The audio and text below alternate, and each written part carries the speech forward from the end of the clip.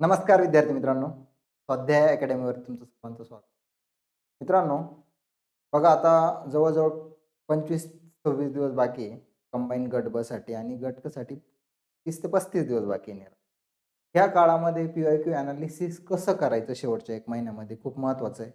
खूप प्रॅक्टिकल गोष्टी सांगाल आजच्या लेक्चरमध्ये. ह्या गोष्टी काय होईल तुमचे मार्क्स वाढायला खूप मदत होईल. कारण ह्या काळामध्ये शेवटच्या 1 महिन्यामध्ये तुम्ही म्हणजे त्या परीक्षेला टार्गेट कसं करताय? हे खूप महत्त्वाचं आहे. एक तर तुमची रीडिंग महत्त्वाची. रीडिंग म्हणजे काय? रिव्हिजन कंटिन्युअसली रिवाईज करताय तुम्ही महत्त्वाचे टॉपिक. हे एम-पी टॉपिक कसे काढायचे मागच्या लेक्चरमध्ये मी सांगितलं होतं डिटेलमध्ये. लास्ट मंथ स्ट्रॅटेजीमध्ये ज्यांनी व्हिडिओ तो बघितला नसेल तर डिस्क्रिप्शन बॉक्समध्ये लिंक दिलेली आहे. आजच्या लेक्चरमध्ये मी पी-वाय-क्यू एनालिसिस कसं करायचं. आता 2024चा मी गट ब चा पेपर घेतलेला आहे. त्याचे काही क्वेश्चन घेतलेले तुम्हाला सांगेल की एक्झॅक्टली तुम्हाला क्वेश्चनला अप्रोच कसं करायचंय. त्याचा तुम्हाला फायदा काय होईल? रिपिटेशन जे क्वेश्चनचं होतंय त्यातलं एक पण क्वेश्चन तुमचा चुकायचा नाही आणि दुसरी गोष्ट टॉपिकचं जे रिपिटेशन होतंय बघा टॉपिकचं रिपिटेशन वेगळं आहे आणि क्वेश्चनचं रिपिटेशन वेगळं आहे. क्वेश्चनचं रिपिटेशन जसं तसा क्वेश्चन रिपीट होतो किंवा ऑप्शनचा क्वेश्चन बनतो क्वेश्चनचा ऑप्शन बनतो. ओके. पण टॉपिक बघा आता डी-पी-एस-पीवर एखाद्या वेळेस 40 आर्टिकलवर क्वेश्चन विचारला असेल ह्यावेळेस 44 वर विचारला जाईल नंतर 45 वर विचारला जाईल. असं म्हणजे टॉपिक तोच राहतो पण क्वेश्चन फक्त त्याच टॉपिकवर वेगवेगळे विचारले जातात. ते खूप महत्त्वाचं आहे. 2 गोष्टी महत्त्वाच्या राहतात आत्ताच्या काळामध्ये. एक तर रिव्हिजन खूप महत्त्वाची आणि तुम्ही टेस्ट किती सोडवताय, पी-वाय-क्यू किती सोडवताय. टेस्ट आता तुम्हाला बाहेरच्या टेस्ट सोडवायच्या नाही. कारण तुम्हाला बाहेरच्या टेस्ट सारखा माइंडसेट करायचा नाही आता. आयोगाचे पेपर तुम्हाला जास्तीत जास्त सोडवायचे. कोणते पेपर सोडवायचे ते पण मी तुम्हाला सांगेल. लेक्चर व्यवस्थित बघा. खूप महत्त्वाचं लेक्चर आहे. बऱ्याच मुलांना हे माहीत नसतं. मुलं काय करतात टॉपिक वाचतात, मूलभूत हक्क वाचले मग त्यातले क्वेश्चन बघून घेतात. तसं करू नका आता. आता तुम्ही ओव्हरऑल अप्रोच डेव्हलप करा. ठीक आहे. तुम्हाला 11 ते 12 ह्या कालावधीमध्येच पेपर सोडवायचा. आता कोणते पेपर तुम्हाला सोडवायचे बघा. ह्या पुढच्या 25 दिवसामध्ये 13 क्वेश्चन पेपर तुम्हाला टार्गेट करायचे आहे. 13 क्वेश्चन पेपर. तर लिहून घ्या 13 क्वेश्चन पेपर कोणत्या करायचे आहे. तर बघा मित्रांनो 2018 पासून काय झालेलं आहे 2018 पासून पॅटर्न हा चेंज झालेला आहे. पूर्वी काय असायचं पी-एस-आयची सेपरेट एक्झाम असायची, एस-ओची सेपरेट असायची, एस-टी-आयची सेपरेट असायची. पण 2018 पासून कंबाईन परीक्षा सुरू झालेली. ठीक आहे. कंबाईन परीक्षा सुरू झालेली. यांच्यासाठी आता पूर्व परीक्षा एकच होते आणि मुख्य परीक्षा पण एकच होते. त्याच्यामुळे तुम्हाला 2018 पासून ग्रुप बीच्या जेवढ्या पण क्वेश्चन पेपर 7 क्वेश्चन पेपर झालेले आहे. 18, 19, 20, 21, 22, 23 आणि 24. ठीक आहे. आता 25 चा पेपर 2025 चा पेपर 21 डिसेंबरला होणार. म्हणजे या 7 क्वेश्चन पेपर तुम्हाला झेरॉक्स मारायचे. ठीक आहे. या 7 क्वेश्चन पेपर झेरॉक्स मारायच्या. मग तुम्ही म्हणाल या 13 मधल्या पुढच्या 6 कोणत्या आहे? तर उरलेल्या 6 ज्या आहेत त्या ग्रुप सीच्या क्वेश्चन पेपर उरलेल्या 6 तुम्हाला झेरॉक्स मारायच्या आहे. म्हणजे अशा टोटल 13 क्वेश्चन पेपर तुम्हाला झेरॉक्स मारायच्या. आता तुम्हाला ह्या 13 क्वेश्चन पेपर कुठे मिळतील? तुम्हाला कुठंच जायचं नाही. स्वाध्याय अकॅडमीचं ॲप डाउनलोड करायचं आहे डिस्क्रिप्शन बॉक्समध्ये. तिथे सर्व क्वेश्चन पेपर विथ आन्सर की टाकलेले आहे फ्रीमध्ये. ठीक आहे. तुम्ही तिथून डाउनलोड करू शकता. एकाच याच्यावर तुम्हाला 5-10 मिनिटात तुम्ही सगळं डाउनलोड करून झेरॉक्स मारू शकता. ओके. त्याच्यामुळे तुम्हाला काही कुठं शोधायची गरज नाही. ओके. हे 13 क्वेश्चन पेपर डाउनलोड केल्यानंतर काय होईल बघा तुम्हाला तुमच्याकडे किती क्वेश्चन भेटतील तुम्हाला 13 क्वेश्चन म्हणजे टोटल 1300 क्वेश्चनचा तुमचा अभ्यास होतोय इथं. तुम्हाला काय करायचं या 13 क्वेश्चन पेपरचं बघा 13 क्वेश्चन पेपर म्हणजे टोटल 1300 क्वेश्चन आहे. ठीक आहे. हे 13 पेपर तुम्हाला सॉल्व्ह करायचे कोणत्या कालावधीमध्ये आता पुढच्या 25 दिवसामध्ये तुम्ही दिवसाआड एक टार्गेट ठेवताय मला दिवसाआड टेस्ट सोडवायची. ती फक्त पी-वाय-क्यूचीच म्हणजे मागील झालेला पेपरच सोडवायचा आहे. मागील झालेला पेपरच सोडवायचा हे डोक्यात ठेवा. आयोगाचीच पेपर सोडवायचे. आता तुम्हाला कुठली टेस्ट सिरीज सॉल्व्ह करायची नाहीये. कारण तुमचा माइंडसेट हा आयोगाचा झाला पाहिजे. कारण आयोगाची टेस्ट सिरीजशी मॅच करणारा टेस्ट सिरीज नाहीये ॲक्चुअली. ठीक आहे. त्याच्यामुळे तुम्हाला आयोगाचेच पेपर सोडवायचे. कोणत्या कालावधीमध्ये सोडवायचे? 11 ते 12 ह्या कालावधीमध्ये सोडवायचे. आता पूर्ण प्रोसेस सांगतोय मग पी-वाय-क्यू एनालिसिस कसं करायचंय हे सोडवल्यानंतर तुम्हाला काय करायचंय कसं एक्सप्लेनेशन काढायचं डिटेलमध्ये सांगतोय. 11 ते 12च का रे? तर 11 ते 12 मध्ये तुमचा जो ॲक्चुअल पेपर आहे तो 11 ते 12 ह्या कालावधीमध्ये होणार आहे.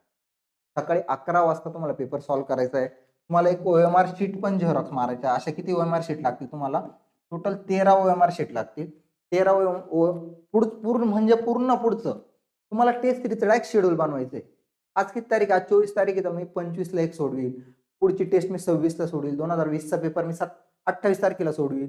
मग गटकाचा मध्येच मी पेपर घेईल 30 तारखेला. असं करून तुम्हाला प्लॅनिंग करायचंय पूर्ण टेस्ट सिरीजचं. हे पी-वाय-क्यूचं. ठीक आहे. प्रचंड फायदा होणार आहे. प्रचंड फायदा होणार आहे. जिथं तुमचे मार्क्स 50-52 येतात ते 60च्या वरती निघून जातील. विश्वास ठेवा या गोष्टीवर. त्याचं कारण असं आहे का PYQचं रिपिटेशन खूप होतंय, टॉपिकचं रिपिटेशन होतंय, ऑप्शनचा क्वेश्चन बनतोय, क्वेश्चनचा ऑप्शन बनतोय.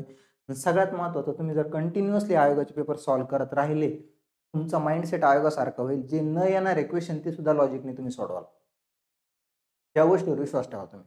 फक्त वाचत बसू नका. तुम्हाला जर 9 तास अभ्यास करताय, मागच्या लेक्चरमध्ये मी सगळं सांगितलं होतं. तुमचं डेली शेड्यूल कसं असलं पाहिजे, PYQ अनालिसिस कसं करायचं, व्हीएमपी टॉपिक कसे काढायचे, मागचं लेक्चर बघा. डिस्क्रिप्शन बॉक्समध्ये लिंक दिलेली आहे त्याची, बघा ते लेक्चर एकदा. ठीक आहे. इथं काय करायचंय तुम्हाला, सगळ्यात महत्त्वाचं तुमचा माइंडसेट आयोगासारखा. ओके, ही काळजी घ्यायची आहे तुम्हाला. आता बघा, हे सोडवल्यानंतर काय घडणार आहे तुमच्या याच्यामध्ये, सगळ्यात महत्त्वाची गोष्ट काय घडेल, हे सोडवल्यानंतर जर सपोज तुम्ही 2018चा पेपर सोडवलाय, ठीक आहे, एखाद्या व्यक्तीने 2018चा पेपर सोडवला, त्याच्यामधले त्याचे फक्त 50 क्वेश्चन बरोबर आले, 50 क्वेश्चन चुकले. ओके, 50 क्वेश्चन बरोबर आले, 50 चुकले. ते 50 चुकलेले क्वेश्चन कोणत्या टॉपिकवर आलेले होते, का चुकले याचा अनालिसिस करायचं. ठीक आहे, का चुकले याचा अनालिसिस करायचं आहे बरं का, तुम्हाला खूप महत्त्वाचं आहे ते. का चुकले, एक तर तुम्हाला उत्तर काय भेटेल, याचा मला अभ्यास नव्हता, हा टॉपिक मला माहित नव्हता, हा थोडा आउट ऑफ बॉक्स क्वेश्चन होता. एखादा इझी क्वेश्चन पण तुमचा चुकलेला राहील, जो पास होणाऱ्या मुलांचा बरोबर येतो. हा इझी क्वेश्चन आहे, हा बरोबर यायला पाहिजे होता. हे तुम्ही स्वतःशी बोलताय बरं का, सेल्फ टॉक करताय. किंवा एखादा क्वेश्चन तुमचा सिली मिस्टेकमुळे चुकला असेल, 1 तासच वेळ लावायचा आहे. एक हे पण आन्सर भेटेल का, तुमचे अटेम्प्ट कमी झालेले, गणिताला वेळ पुरला नाही. मग तुमच्या पहिल्या याला जर गणिताला अटेम्प्ट म्हणजे वेळ पुरला नसेल, तर असं प्रॅक्टिसमध्ये जेव्हा तुम्ही 13वी क्वेश्चन पेपर सोडवला, त्यावेळेला तुमचं टाइम मॅनेजमेंट सुद्धा परफेक्ट झालेलं राहील. ठीक आहे, त्याच्यामुळे तुम्हाला काय काळजी घ्यायची, त्याच टायमामध्ये 1 तासाचा वेळ लावून क्वेश्चन पेपर सोडवायचे विथ OMR शीट. मला मोबाईल साईडला ठेवून द्या, मोबाईल जवळ घ्यायचाच नाही. ओके, महत्त्वाची गोष्ट. आता तुम्हाला मी काय सांगितलं, हे 50 क्वेश्चन जर सपोज तुमचे चुकलेले, त्याचा अनालिसिस कसं कराल आता ते सांगतो. पूर्ण क्वेश्चन पेपरचा अनालिसिस करायचं आहे, पण आधी चुकलेले क्वेश्चन बघायचे. म्हणजे काय, ते 50 टॉपिक तुम्हाला जे माहित नव्हते ते तुम्हाला माहित होणार आहे. असे 13 क्वेश्चन पेपरमध्ये असे तुम्हाला 300-400 टॉपिक असतील का, जे तुम्ही तुमची रिव्हिजन व्यवस्थित नसेल, तुम्हाला आठवत नसेल, किंवा तुमचा अर्धवट अभ्यास नसेल, तो पण व्यवस्थित व्हायला सुरुवात. ओके, ठीक आहे. आता अनालिसिस कसं करायचं बघा बाळांनो, लय महत्त्वाची गोष्ट आहे.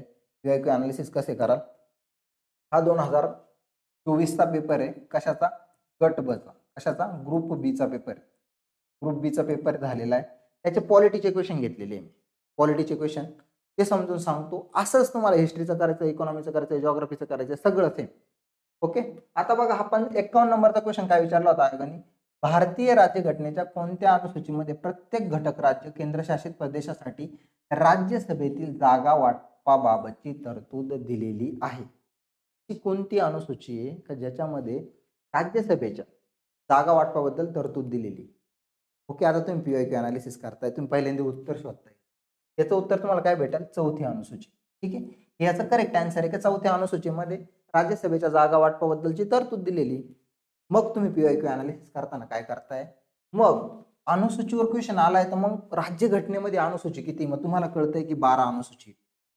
ओके, 12 अनुसूची. मग इथं बघा, इथं काहीतरी विचारलं होतं, पहिली अनुसूची.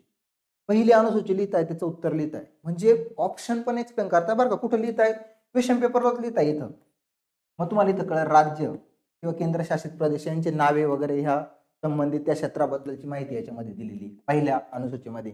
म्हणजे आर्टिकल 1 ते 4 याच्याबद्दलची जी माहिती ती कशामध्ये दिली, पहिल्या अनुसूचीमध्ये दिली. म्हणजे राज्य, केंद्रशासित प्रदेश यांची नावे असतील, एरिया, सगळ्या गोष्टी. ओके, मग तुम्ही दुसरी अनुसूची बघताय, दुसरी अनुसूची, अरे दुसरी अनुसूची कशाशी संबंधित ते पण लिहिताय इथं. मग तुम्हाला कळलं की इथं जे महत्वाचे पद आहे, त्याचे जे पगार असतील, भत्ते असतील, वित्त लब्धी असतील, त्याच्याबद्दलची दुसरी अनुसूचीबद्दल मध्ये माहिती दिलेली. तिसरी अनुसूचीचा लगेच तुम्ही इथं लिहून ठेवताय पुढे. तिसरी अनुसूची कशाबद्दलची, मग तिसरी अनुसूची तुम्हाला कळते की काही महत्वाचे पदे आपल्या घटनेतले किंवा आपल्या भारतातले, त्याचे शपथ कशी घ्यायची याचे नमुने दिलेले कशामध्ये, तिसऱ्या अनुसूचीमध्ये. मग तुम्ही असं काहीतरी शॉर्ट फॉर्म तयार करताय, अरे 2 अनुसूची 2 आहे, अनुसूची 3 आहे. 3 म्हणजे काय, मग 3ला मी ट्रीशी जोडतोय. ट्री म्हणजे काय, मग झाडाखाली कोणीतरी शपथ घेतंय असं आठवण्याचा प्रयत्न करताय. तुम्ही स्टोऱ्या तयार करताय. 2ला तुम्ही शूजशी कनेक्ट करताय, 2 आणि शू. मग शूज घेण्यासाठी पैसे लागतात, मग कोणाला, मग महत्वाचे जे पद आहे त्यांच्यासाठी, म्हणजे त्यांना पैसे लागतात, म्हणजे वित्त लब्धीशी संबंधित असेल, पगाराशी संबंधित असेल. हे बघा मित्रांनो, तुम्ही कोणत्या पद्धतीने अभ्यास करताय हे महत्त्वाचं नाही. तुम्हाला आठवतं किती परीक्षेला हे महत्त्वाचं. तुम्ही तुमच्या पद्धतीने अभ्यास करा. मी हे उदाहरणं का दिली? ट्रीचं तुम्हाला कसं आठवण ठेवायची? ट्री, मग झाडेखाली शपथ घेतली, राष्ट्रपतींनी घेतली, असं काहीतरी व्हॉटेव्हर तुमचं जे असेल ते. म्हणजे इथं काय तुम्हाला टाकायचंय महत्त्वाची गोष्ट काय? राष्ट्रपतीचं नसेल त्याच्यामध्ये. आता तुम्ही ह्या अनुसूचीशी रिलेटेड संबंधित ज्या पण महत्त्वाच्या गोष्टी त्या सगळ्या लिहिताय तिथं.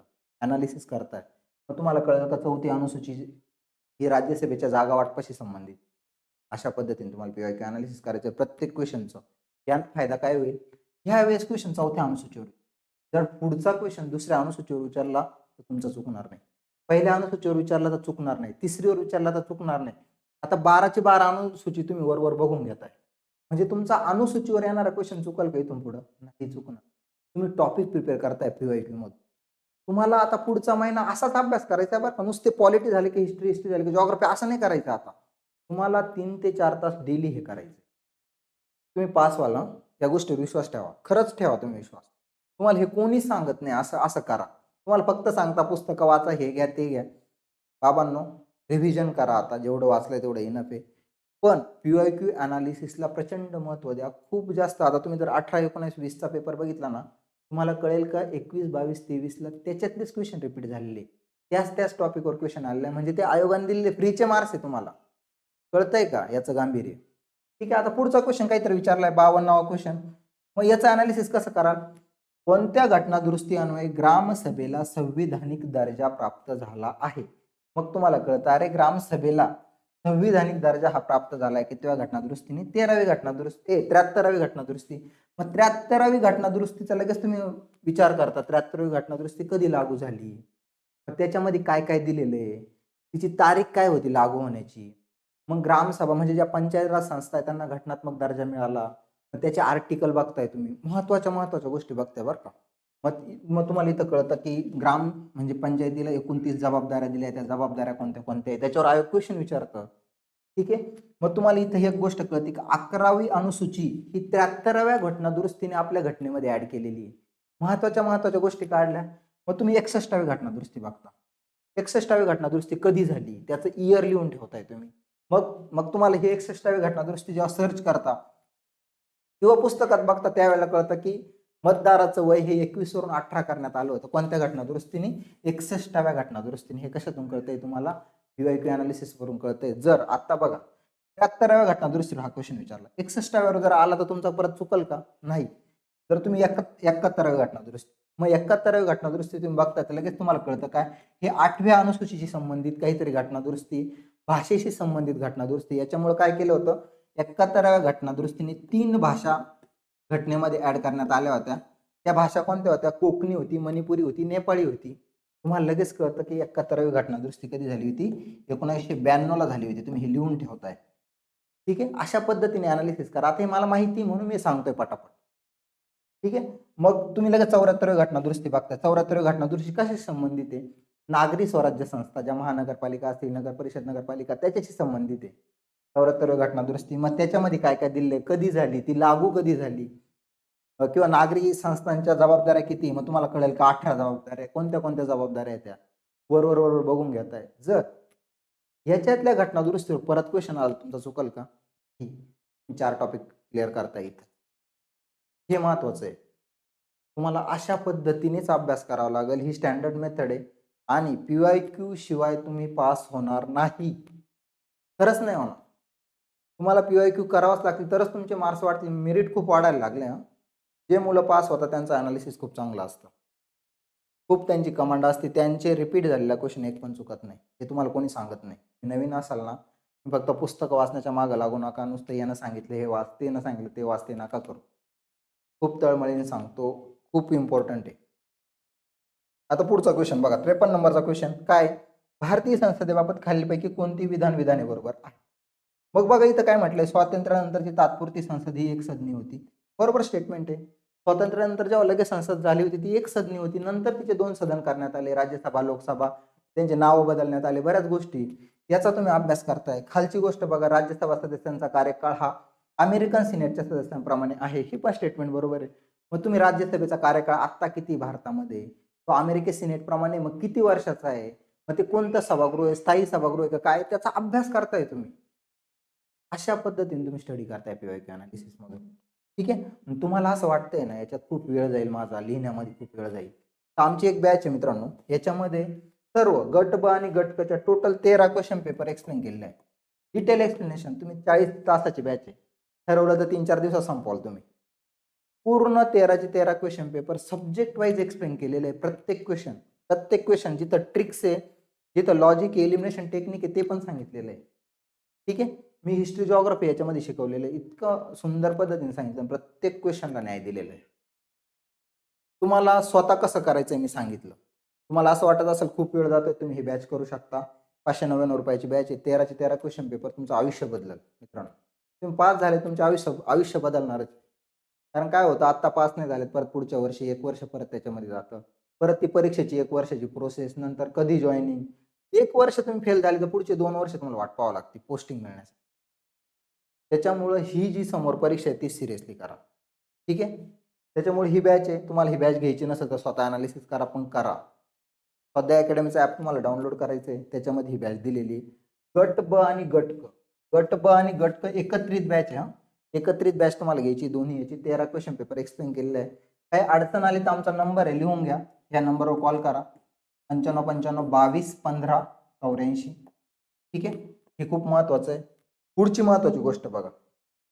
आता परत पीवायक्यू अनालिसिस सांगतोय मी बरं का.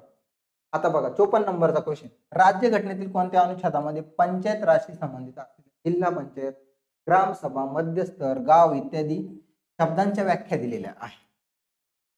तुम्ही लगेच हे सगळे आर्टिकल बघताय, मग तुम्हाला उत्तर भेटतं की अरे 243 मध्ये दिलेलं आहे. मग 243चा जेव्हा तुम्ही अभ्यास करायला जाता, मग त्याच्यामध्ये बरेच तुम्हाला सब आर्टिकल सापडतात. 243 ए असेल, बी असेल, सी असेल, डी असेल. मग त्याचा तुम्ही अभ्यास करताय. मग ग्रामपंचायतीशी संबंधित कोणते, नागरी संस्थांशी संबंधित कोणते, सगळा अभ्यास करताय तुम्ही. त्याच्यावर क्वेश्चन येतो. ठीक आहे. तुम्हाला मी सांगितलं होतं 73वी घटनादुरुस्ती अभ्यास करताना ह्या आर्टिकलचा अभ्यास तुम्ही करणारच आहे. त्याच गोष्टीवर क्वेश्चन विचारला गेला. त्याच. मग तुम्हाला कळतं का 242 कशाशी संबंधित आहे किंवा 245 कशाशी संबंधित, 244 कशाशी संबंधित, याचा सगळा तुम्ही अभ्यास करताय. फक्त लिहून ठेवताय आर्टिकल कशाशी संबंधित आहे. रिपीट झालं तर तुमचं चुकायला नको. हे करावं लागलं. कॉन्फिडन्स वाढतो. आयोग कसे क्वेश्चन सेट करते हे कळायला लागतं आपल्या ब्रेनला, आणि आपल्याला काय वाचायचं हे पण कळायला लागतं पीवायक्यू. पुढची महत्वाची गोष्ट बघा. 55 नंबरचा क्वेश्चन खालील विधान लक्षात घ्या. काय म्हटलेलं आहे? सध्या भारतीय राज्यघटनेत 8व्या परिशिष्टामध्ये 22 भाषा नमूद केलेल्या आहेत. तुम्हाला सांगितलं बघा. परत आला का नाही परिशिष्टावर क्वेश्चन, तर पहिलाच क्वेश्चन विचारला होता, अनुसूचीवर क्वेश्चन विचारला. आता किती अनुसूचीवर विचारला? परिशिष्ट आणि अनुसूची एकच बरं का मित्रांनो, शेड्यूल त्याला म्हणतात. 8व्या अनुसूचीवर विचारला. ठीक आहे. 8वी अनुसूची. 8वी अनुसूची तुम्हाला लगेच कळलं. तुम्हाला मी सांगितलं होतं 12च्या 12 अनुसूच्या करा, परत अनुसूचीवरचा क्वेश्चन तुमचा चुकणार नाही. मग तुम्हाला कळतं 8वी अनुसूची ही जी आहे ही भाषेशी संबंधित आहे. याच्यामध्ये भाषा दिलेल्या आहे. किती भाषा दिलेल्या आहे रे? 22 भाषांचा याच्यामध्ये समावेश आहे, 22 लँग्वेजचा याच्यामध्ये. ठीक आहे.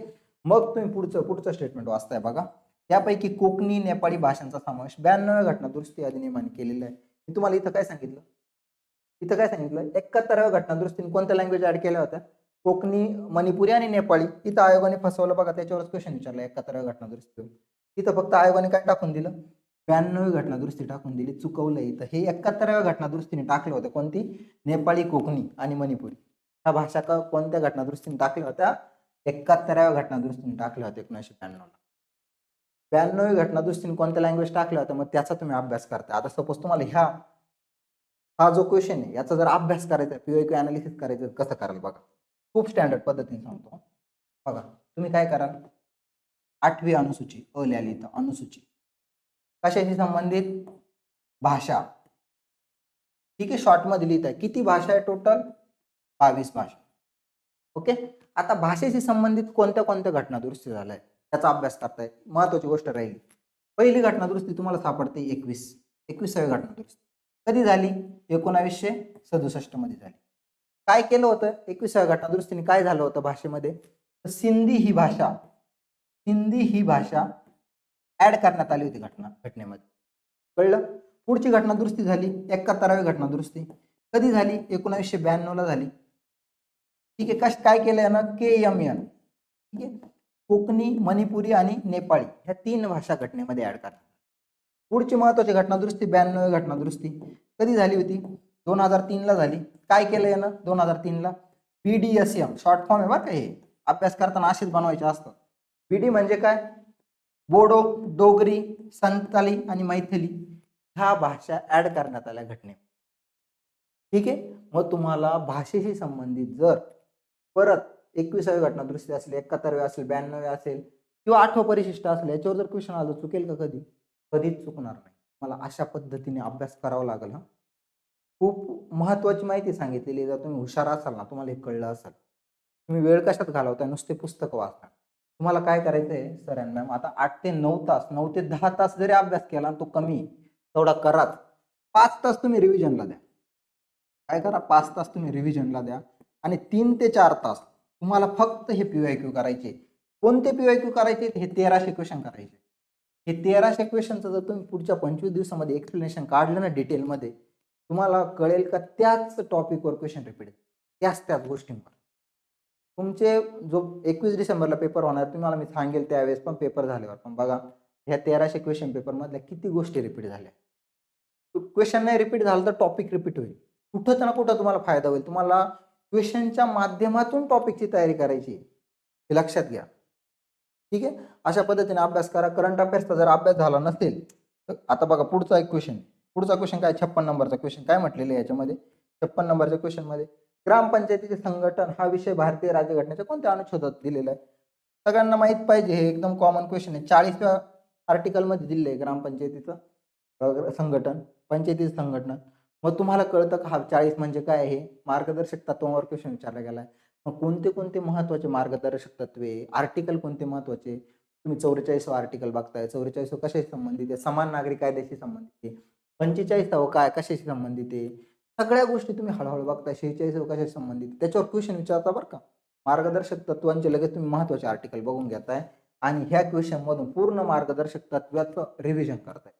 परत तुम्हाला रिव्हिजन करायची गरज पडेल का? नाही पडणार. तुम्हाला अशा पद्धतीने अभ्यास करायचा. जर करंट अफेअर्सचा अभ्यास झाला नसेल तर एवढी बॅच करा. 15 तासाचीच बॅच आहे. 15 तासामध्ये 18 महिन्याचा करंट अफेअर्स आहे. राज्यसेवेला पण 10 प्रश्न याच्यामधले आले होते. 10 प्रश्न विचारले गेले होते याच्यामधले आमच्याच बॅचमधले. मी तुम्हाला त्याचा व्हिडिओ पण दाखवलाय, प्रूफ दाखवलेला आहे. गट क मेन्सला सुद्धा याच्यामध्ये 10 पैकी 7 प्रश्न आपल्याच बॅचमधले होते आणि पुढे पण एवढी सफिशियंट बॅच आहे बघा. एप्रिल 2024 ते सप्टेंबर 2025 काही ऑक्टोबरच्या पण गोष्टी मी त्यामध्ये ऍड केलेल्या आहे महत्वाच्या. ठीक आहे. त्याचा तुम्हाला फायदा होईल पेपरला. जर करंट अफेअर्सवर कॉन्फिडन्स नसेल, मार्क्स कमी येत असतील, वाचून झालेलं नसेल, ही बॅच करा. 15 तासाची बॅच आहे. पूर्ण करंट अफेअर्स कव्हर होऊन जाईल तुमचं. 18 महिन्याचं करंट अफेअर्स. जर तुमचं करंट अफेअर्स वाचून झालेलं असेल, रिव्हिजन पण चांगली झालेली असेल तर कुठलीही बॅच घेऊ नका. तुम्ही स्वतःचा विचार करा. मी इथं कधीच असं कोणाला सांगत नाही की तुम्ही बॅच घ्या. तुमचा अभ्यास झाला नसेल तर घ्या. तुमचा अभ्यास झाला असेल करंट अफेअर्सचा, तुमच्या नोट्स रेडी असतील तर नका घेऊ बाळा. अभ्यास करा आणि पास व्हा. ठीक आहे. आजच्या लेक्चरमध्ये मला एवढंच सांगायचं होतं तुम्हाला महत्वाचं. आणि पुढे एक महत्वाची गोष्ट सांगायची होती की तुम्ही टार्गेट ठेवा डोक्यामध्ये. तुम्हाला कोणत्या विषयाला किती मार्क्स आणायचे. ठीक आहे. कोणत्या विषयाला किती मार्क्स आणायचे ते मागे पुढे होऊ शकतात पेपरच्या डिफिकल्टी लेवल. ते डिपेंड असतं. तेवढं फ्लेक्झिबल ठेवायचं माइंड, पण एक टार्गेट ठेवायचं. बघा आता तुम्हाला जर 62.5 कट ऑफ लागला होता मागचा, तर तुम्हाला प्रत्येक विषयाला महत्त्व द्यावं लागेल बरं का. बघा इतिहासाला 10 क्वेश्चन येतात तर तुम्हाला हे टार्गेट ठेवावं लागेल की मला कमीत कमी 7 तरी बरोबर आणायचे. 7 ते 8 क्वेश्चन मला इतिहासाचे बरोबर आणायचे. भूगोलाचे मला 8 ते 9 क्वेश्चन बरोबर आणायचे. एखादा, कारण भूगोलाचे सोपे क्वेश्चन विचारले जातात. पॉलिटी अर्थशास्त्र असेल, अर्थशास्त्राचे 11 ते 12 क्वेश्चन, 4 क्वेश्चन चुकले तरी चालेल पण कमीत कमी 11 क्वेश्चन माझे बरोबर आले. कारण तुम्ही जर अर्थशास्त्राचं बघाल ना, तुम्ही ट्रेंड बघाल ना, सिलेबसच्या बाहेर क्वेश्चन विचारला जात नाही अर्थशास्त्र. सिलेबस मधले जे महत्वाचे शब्द दिले बघा ते वाचा जरा कधीतरी. तुम्ही क्वेश्चन बघितला आणि त्यातलेच क्वेश्चन असतात. ठीक आहे. ते अनालिसिस वरून करतो, कळतं तुम्हाला. 1300 क्वेश्चन पेपर केल्यावर क्वेश्चन जेव्हा तुम्ही हाताखालून जाल ना, तुम्हाला कळेल का काय वाचायचं, काय मिसिंग झालंय. ठीक आहे. राज्यशास्त्राचे 15 पैकी 14 क्वेश्चन तरी बरोबर आले पाहिजे कमीत कमी. कारण पॉलिटी खूप सोपं असतं, खूप इझी पॉलिटी विचारायला लागले आता. तुम्ही बघा राज्यसेवेला पण किती इझी पॉलिटी होतं. ठीक आहे. 13 ते कमीत कमी 13 तरी आले पाहिजे ऍटलीस्ट. 13 क्वेश्चन असं टार्गेट ठेवा. चालू घडामोडी अवघड असतं, माझे 8 क्वेश्चन बरोबर आले पाहिजे. 7 क्वेश्चन चुकले तरी चालेल पण कमीत कमी 8 तरी आले पाहिजे माझे. कमीत कमी 8. 4 आणि 5 बरोबर नाही आले पाहिजे मग तुम्ही मागं पडता बरं का. कॉम्पिटिशन बाहेर पडता इथं. विज्ञान माझा टफ जातो, याचे कमीत कमी 7 ते 8 क्वेश्चन बरोबर आले पाहिजे. 8 चुकू द्या, काय फरक पडत नाही. पण कमीत कमी 7 ते 8 आलेच पाहिजे. ठीक आहे. आणि गणित बुद्धिमत्ता हा डिसाइडिंग फॅक्टर असतो. तुम्ही 1300 क्वेश्चन पेपरमध्ये हे पहा, क्वेश्चन पेपर येतंय माझ्या तोंडामध्ये, फ्लोमध्ये. ठीक आहे. 1300 क्वेश्चन जेव्हा करताना त्याच्यामधले तुमचे 200 ते 250 क्वेश्चन मॅथ रिझनिंगचे असणार आहे. मित्रांनो, तेच क्वेश्चन रिपीट होणार आहे, फक्त आकडे चेंज होणार आहे. टाइप तोच असणार आहे. तुम्हाला त्याची प्रॅक्टिस करायची व्यवस्थित. इथं कमीत कमी 14 ते 15 क्वेश्चन बरोबर आणा. तुम्ही प्रिलिम क्लिअर होऊन जाल. तुम्ही जर हे कॅल्क्युलेशन केलं हे सगळं, तर तुम्ही आरामात 65 प्लस मार्क्स घेऊन जाता. आणि तो तुमचा खूप सेफ स्कोर असतो. ठीक आहे. आत्तापर्यंतचा ट्रेंड बघितला 65 प्लस मार्क्स आणणं खूप गरजेचं आहे. तुम्ही सेफ झोनमध्ये निघून. ठीक आहे. आता त्या पेपरच्या डिफिकल्टी लेव्हलवर डिपेंड आहे. गट ब पेक्षा गट क चा पेपर बघा ह्यावेळेस अवघड आला होता, लगेच मेरिट खाली आलं. अवघड आलं तर मेरिट खाली येणार आहे, सोपं आलं तर मेरिट वरती जाणार. त्याच्यामुळे मेंटॅलिटी ठेवायची, का माझा अभ्यास कसा व्यवस्थित राहील, पीवायक्यू मधून आलेला क्वेश्चन माझा चुकणार कसा नाही याची मी काळजी घेईन. पीवायक्यू मध्ये रिपीट झालेला टॉपिक पण माझा चुकणार नाही. त्याच गोष्टीवर क्वेश्चन तुम्ही जर हे 1300 क्वेश्चन जेव्हा बघाल ना, तुम्हाला कळेल की यार त्याच गोष्टी रिपीट. त्याच्यामुळे आत्ता अभ्यास करताना 3 ते 4 तास डेली तुम्हाला ह्या 13 क्वेश्चन पेपर डाउनलोड करून त्या समोरच ठेवायच्या. तुमच्या बॅगमध्ये हा असलेच पाहिजे. शेड्यूल बनवायचं, व्यवस्थित सोडवायचं आहे. मी तुम्हाला सांगितलं कसं सोडवायचं. 11 ते 12 कालावधीमध्ये सोडवायचं आहे. OMR शीटवर सोडवायचं आहे. परफेक्ट टायमिंग लावून सोडवायचं आहे. ओके. चला, आजच्या लेक्चरमध्ये मी इथेच थांबतो. तुम्हाला ऑल द बेस्ट. उद्याच्या लेक्चरमध्ये, उद्या किंवा परवा मी लेक्चर घेईल. व्हीएमपी टॉपिक कसे काढायचे तुम्हाला क्वेश्चन पेपर. 1300 जे क्वेश्चन सांगितले किंवा 13 क्वेश्चन पेपरमधून तुम्ही महत्त्वाचे टॉपिक कसे काढाल हे तुम्हाला मी पुढच्या लेक्चरमध्ये सांगेल. तुम्हाला जर व्हिडिओ आवडला असेल तर नक्की आपल्या चॅनलला सबस्क्राईब करा. ठीक आहे. काही अडचण असेल, पुढचा व्हिडिओ कशावर बनवला पाहिजे मी हे कमेंट सेक्शनमध्ये टाका बरं का मित्रांनो. मी तुमच्यासाठी पूर्ण ॲनालिसिस करून तो व्हिडिओ बनवेल. जर त्याच्यावर जास्त कमेंट आल्या ना, की हा व्हिडिओ बनवा, तर मी नक्की बनवेल त्याच्यावर. ओके. चला, आजच्या लेक्चरमध्ये मी इथेच थांबतो. धन्यवाद.